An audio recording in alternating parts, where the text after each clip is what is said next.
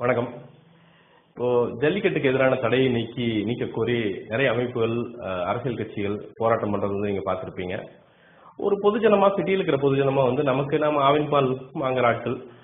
எதுக்கு இது மாடை வந்து துன்பப்படுத்துறாங்க, அதுக்கு எதிரான ஒரு ஜட்ஜ்மெண்ட் தானே, அதை ஏன் நீக்கணும் அப்படின்றது நீங்க கேட்கிற கேள்வி நியாயமானது. ஆனால் உங்களுக்கு மீடியா காட்டுகிறது அப்படிங்கிறது அவ்வளவுதான்.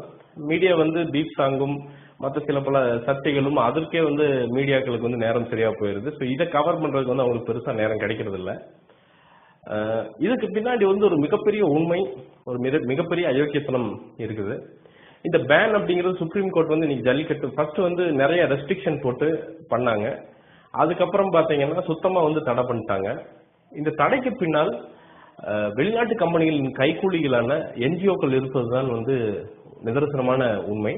இவங்க எதுக்கு ஜல்லிக்கட்டை வந்து பேன் பண்ணணும், அவங்களுக்கு என்ன லாபம் அப்படின்னு கேட்டீங்கன்னா, அந்த ஜல்லிக்கட்டில் கலந்துக்கிற மாடுகள் அப்படிங்கிறது வந்து, அந்த காளைகள் அப்படிங்கிறது வந்து இனவிருத்திக்காக, அதாவது நம்ம கிராமத்துல வந்து பாத்தீங்கன்னா இனவிருத்தி வந்து நடக்கிறது அப்படிங்கிறது, அந்த மேட்டிங் நடக்கிறது வந்து ஃப்ரீயா தான் நடக்கும். அதற்காக யூஸ் பண்ணப்படுகிற அந்த காளைகள், அதெல்லாம் அந்த காளைகள் வந்து பக்காவா பராமரித்து, அந்த பராமரிப்புக்கு வந்து ஒரு மகுடம் மாதிரி தான் வந்து அந்த வருடாவரம் நடக்கிற ஜல்லிக்கட்டு. இந்த ஜல்லிக்கட்டு அப்படிங்கிறது வந்து நின்று போச்சு அப்படின்னா, அந்த காளைகளுக்கான பராமரிப்பு அப்படிங்கிறது வந்து கொஞ்சம் கொஞ்சமா கம்மியாயிரும். அந்த காளைகளுக்கான பராமரிப்பு கொஞ்சம் கொஞ்சமா கம்மியானா, நம்ம நாட்டு மாடுகளின் இனவிருத்தி அப்படிங்கிறது வந்து கொஞ்சம் கொஞ்சமா கம்மியாகும். இது நம்ம கண்ணுக்கு தெரியவே தெரியாது. டக்குன்னு ஒரு நாள் நடக்காது. ஒரு 5 வருஷம் இல்லாட்டி 10 வருஷத்துல நடக்கும். ஆனா கண்டிப்பா நடக்கும்.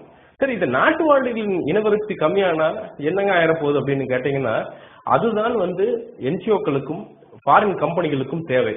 ஏன்னா அவங்களுக்கு வந்து மற்ற எந்த பிசினஸ்லயும் வந்து பெருசா லாபம் கிடையாது. அவங்க ஐடென்டிஃபை பண்ணியிருக்கிறது நம்மளுடைய பால் பிசினஸ் அப்படிங்கிறது கிட்டத்தட்ட 1.5 லட்சம் கோடி ரூபாய் பெருமானம் உள்ளது. அந்த பால் பிசினஸ்குள்ள வந்தா பெரிய லாபம் இருக்கு. ஆனா லாபம் இருந்தாலும் இதற்குள்ள வந்து நுழைய முடியல. ஏன்னா 80% வந்து நம்ம விவசாயி கிட்ட வந்து நாட்டு மாடுகள் கிட்ட இருந்தும் தான் நம்ம பாலை வந்து நாம வந்து கவர்மெண்ட் வந்து வாங்குது. இந்த நாட்டு மாடுகளை அழிக்கிறதுங்கிறது நம்ம நேரா போய் அவங்க வந்து கண்ணு வச்சு சுட முடியாது. ஏன்னா விவசாயத்தை வந்து போட்டு தள்ளிடுவாங்க. அதங்காட்டிக்கு இந்த காளைகளின் இந்த பராமரிப்பை வந்து குறைக்கிறதுங்கிறது ஒரு ஆரம்ப கட்டம்.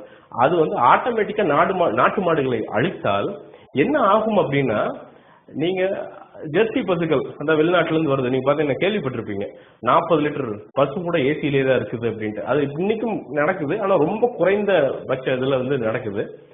அந்த ஜெர்சி பசுக்களை கொண்டு வந்து அதை ஒரு சாதாரண ஏழை விவசாயி வந்து அவனால வந்து அதை பராமரிக்க முடியாது. ஏன்னா அதுக்கு தட்பவெப்பநிலை 20 சென்டிகிரேட் அதுதான் வந்து கேட்கும். அது ஏசியில தான் உட்காந்துருக்கணும். அது பால் கறக்கிற மிஷின் வேணும்.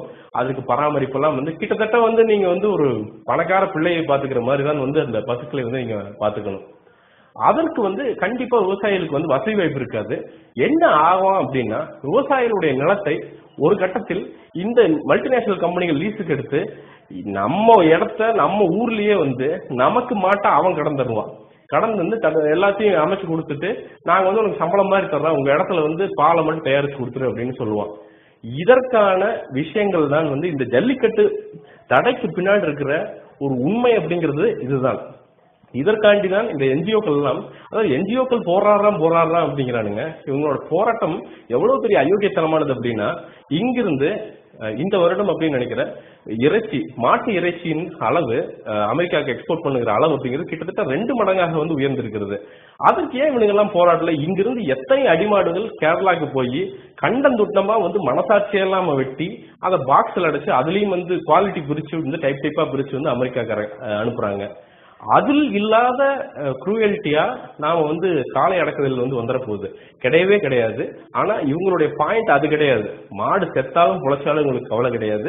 இவங்க வந்து மல்டிநேஷனல் கம்பெனிகளுக்காக ஒர்க் பண்ணுகிற கைக்கூலிகள். இந்த கைக்கூலிகளுக்கு வேலை வந்து இதை தடுத்தால் தான் வந்து நம்மளுடைய பால் இண்டஸ்ட்ரிக்குள்ள அவங்களால நுழைய முடியும். இதன்காட்டிக்கு தான் சொல்றேன், நம்மளுடைய விவசாயிகளையும் நம்மளுடைய விவசாய நிலங்களையும் காப்பதற்கு ஜல்லிக்கட்டு நடத்துறது அப்படிங்கிறது வந்து ரொம்ப ரொம்ப ரொம்ப முக்கியமானது. வருடம் எல்லா இடத்துலயும் சிறப்பா அது நடந்தால் ஒழிய நம்மளுடைய பாரம்பரியத்தை அது வந்து வெறும் ஸ்போர்ட்ஸ் மட்டும் கிடையாது, அது நம்ம ரத்தத்திலேயே ஊர்ன நம்ம டிஎன்ஏலேயே ஊர்ன ஒரு விஷயம். அதுன்னு போக அதெல்லாம் கூட விட்டுருங்க, இவ்வளவு பெரிய ஒரு விவசாய புரட்சி, இவ்வளவு விவசாயிகள் வந்து ஏதோ ஒரு அளவுக்கு வந்து நல்லா இருக்கிறதுக்கு ஒரு மிகப்பெரிய காரணம் அவர்கள் வைத்திருக்கிற பசுக்கள் தான். அந்த பசுக்களை அழிப்பதற்கு ஆயுதமாக பயன்படும் இந்த ஜல்லிக்கட்டு தடையை எப்படியாவது உடைக்க தமிழர்களாக நாம பெருசா போராட்டம் பண்றீங்களோ இல்லையோ, கடைசிக்கு ஒரு தாட்டு ஒரு ட்வீட்டோ ஒரு பேஸ்புக் ஸ்டேட்டஸோ ஏதோ ஒன்னாவது போட்டு சப்போர்ட் பண்ணுங்க அப்படிங்கிறது வந்து என்னுடைய தாழ்மையான வேண்டுகோள். மீண்டும் ஒரு வீடியோவுடன் சந்திக்கிறேன். நன்றி, வணக்கம்.